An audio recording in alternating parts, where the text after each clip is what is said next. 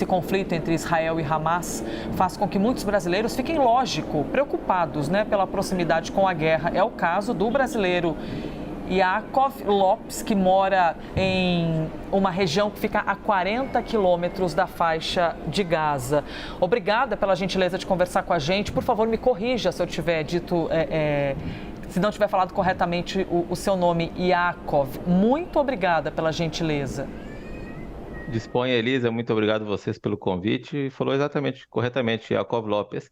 Uma pequena correção, que evidente você não teria como saber, de ontem para hoje nós mudamos para o horário de inverno em Israel, então a diferença de horário hoje, nesse momento é 5 horas. É Ah, uma olha, pequena correção, de fantástico. ontem Não, para hoje. e aqui nós estamos todos os dias aprendendo tanto sobre, inclusive, questões locais, para quem eventualmente nunca esteve em Israel. Bem interessante você fazer essa ressalva. Então, 5 horas a mais. Então, agora Isso. aí... Bom, olha eu aqui querendo fazer... 4h35. 4h35, maravilhoso, obrigada. Yaakov, Perfeitamente. por favor, não tem como haver uma normalidade, né, nesse momento de guerra. Mas o que exatamente vocês, na rotina de vocês, conseguem manter? Assim, de que maneira a cidade onde você mora, a região onde você mora, tem conseguido se movimentar para tentar tocar a vida, mesmo que nós estejamos vendo esse horror que está ocorrendo em diferentes locais do território? Perfeitamente. Eu moro na cidade que se chama Beersheva, ela fica no norte do Negev, que é o deserto sul de Israel, aproximadamente 40 quilômetros de Gaza. A nossa vida aqui, ela é parcialmente normal, onde nós temos as nossas filhas, que é a maior diferença na vida cotidiana, é que as filhas elas não estão indo para a escola, então a gente trabalha hoje em dia dentro de casa em home office e as crianças também fazendo um estudo à distância, por meio de Zoom, por meio de um sistema semanal de aulas. Então essa é a grande diferença na mudança da vida cotidiana. Nós tivemos um grande impacto também nas questões de lojas ou do comércio local, que ele já não trabalha no horário comum, que seria das 9 da manhã até 10, 11 horas da noite. Então, o comércio tem trabalhado num horário reduzido, até das 9 da manhã às 4 da tarde, shoppings fechados em geral, só abrem farmácias e mercados. Então, a vida cotidiana ela sido muito reduzida. O próprio passeio com crianças, né? Os parques estão fechados, então as crianças elas já começam a pedir eu quero sair, eu quero ir para fora, mas mesmo eu estando assim a 40 quilômetros da faixa de Gaza, fica um grande receio de o que pode ter aí esperando para nós do lado de fora. Então, Beersheba é uma cidade que se manteve até bem isolada de todo o conflito, diferente do que a gente pode ver em Jerusalém, que sempre tem ataques com facas, ou no norte, que tem tido os ataques do Hezbollah, ou muito próximo da faixa de Gaza. Beersheba é uma cidade que se manteve bem distante do conflito direto, apesar de sentirmos esse conflito direto no olhar das pessoas, o medo de o que pode acontecer, ou até mesmo os ataques de mísseis que ocorreram muito contra a minha cidade. Ontem inclusive caiu um dos foguetes lançados de Gaza aqui na minha cidade. O Iron Dome não conseguiu interceptar caiu numa área residencial, danificou completamente uma casa. Graças a Deus não teve nenhum ferido, mas nós fomos atingidos dentro da minha cidade, que ainda está a 40 quilômetros da faixa de Gaza. Então, até peço desculpas se eu tiver que sair correndo, se a sirene tocar, isso pode ocorrer em qualquer momento. Esse é o grande impacto.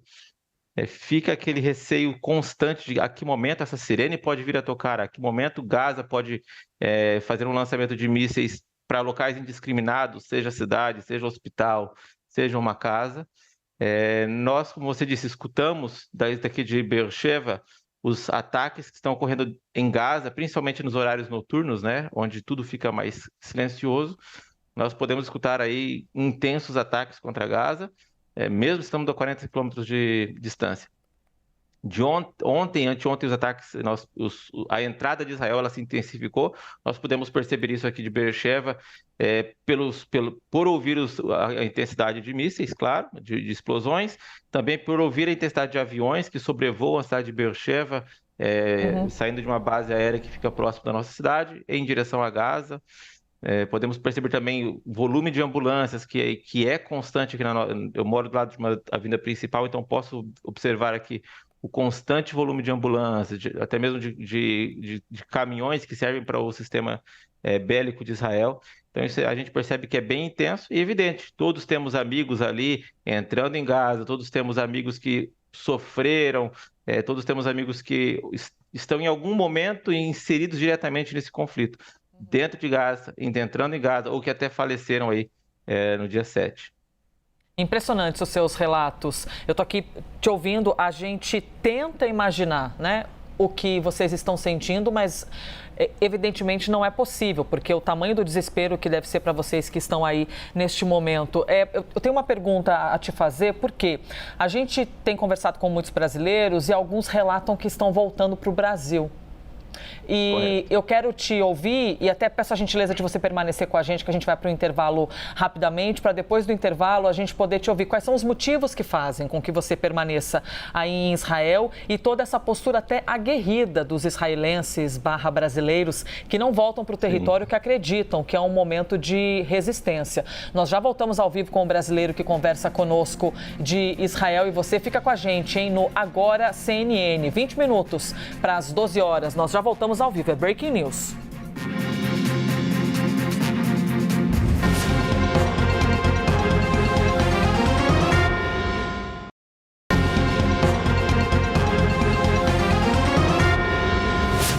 Voltamos, seguimos ao vivo aqui na CNN Brasil. Atenção para a imagem, vejam aí um foco de incêndio, hein?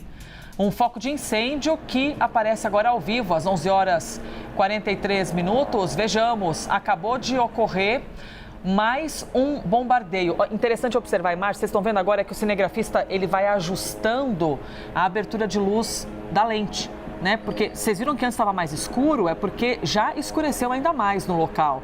Ele fez um ajuste ali para conseguir iluminar um pouquinho mais a imagem, trazer um pouquinho mais da entrada de luz para que você consiga enxergar melhor. Esse é o trabalho da imprensa neste momento. Vejam aí, uma grande coluna de fumaça e um incêndio que ocorre neste momento. A todo momento, para você que eventualmente acabou de chegar aqui com a gente, nós estamos acompanhando muitas explosões e também imagens do exército israelense se deslocando ali perto da faixa de Gaza. Você tem muitos tanques posicionados, a movimentação também de máquinas retroescavadeiras que estão ali fazendo a abertura da passagem dos tanques israelenses. E, ao mesmo tempo, nós estamos aqui com um brasileiro que conversa mais uma vez ao vivo conosco, o Yakov, que está numa... Agora a câmera... Desculpe, Yakov, eu ia te chamar, só que a câmera se movimentou. Pronto, agora preencheu tela novamente. Vocês estão vendo aí? Muitos carros e 3 ambulâncias aparecendo. Agora aparecendo mais uma, a 4ª ambulância na terra. Esse é o território de Gaza.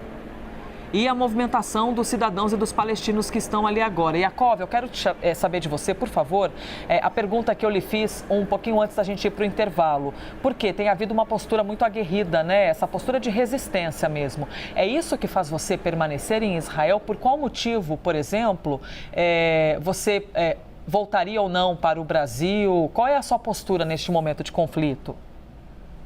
Muito obrigado pela pergunta, Elisa. A resposta ela não tem nenhum demérito o Brasil. Amo o Brasil como minha nação primeira, como nação na qual eu nasci e vim para Israel. Mas então toda a minha resposta é relacionada a Israel sem nenhum demérito ao Brasil. Israel é a nossa nação, é a casa do povo judeu e nós temos o direito de uma autodeterminação nacional. É aqui onde eu posso expressar o meu ser nacional como judeu, onde minhas filhas podem crescer dentro de uma cultura judaica plena, habitando na terra com que nós acreditamos que era dos nossos ancestrais, nossos antepassados.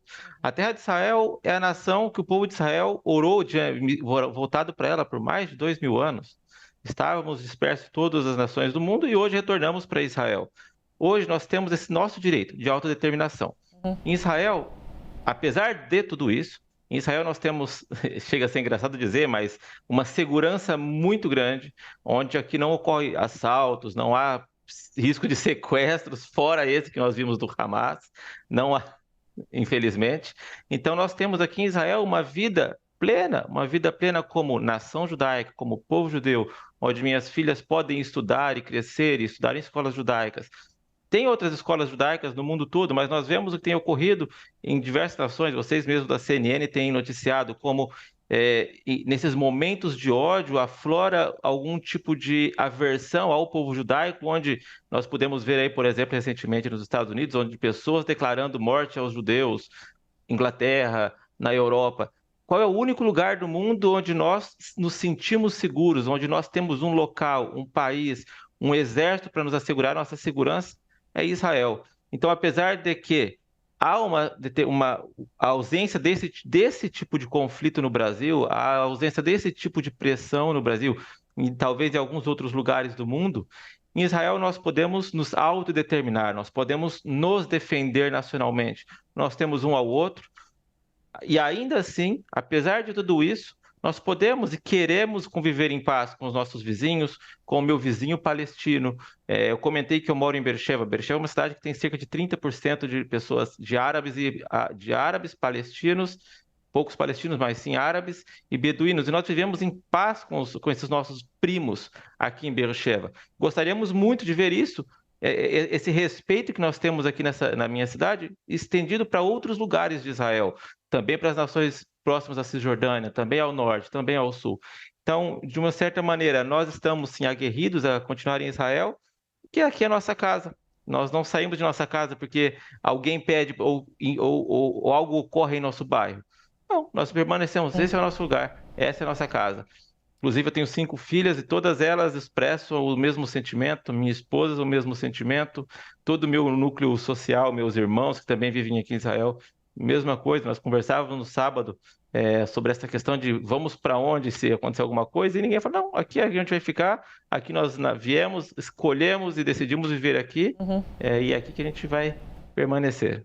Muito importante a gente poder te ouvir, muito importante mesmo. E Yaakov, falando com a gente ao vivo, então, do território israelense, obrigada por mais uma vez, Yaakov, conversar com a gente, compartilhar o seu olhar aí de Israel. Dentro do possível, bom domingo. Muito obrigada. Eu que agradeço, tenha um bom dia.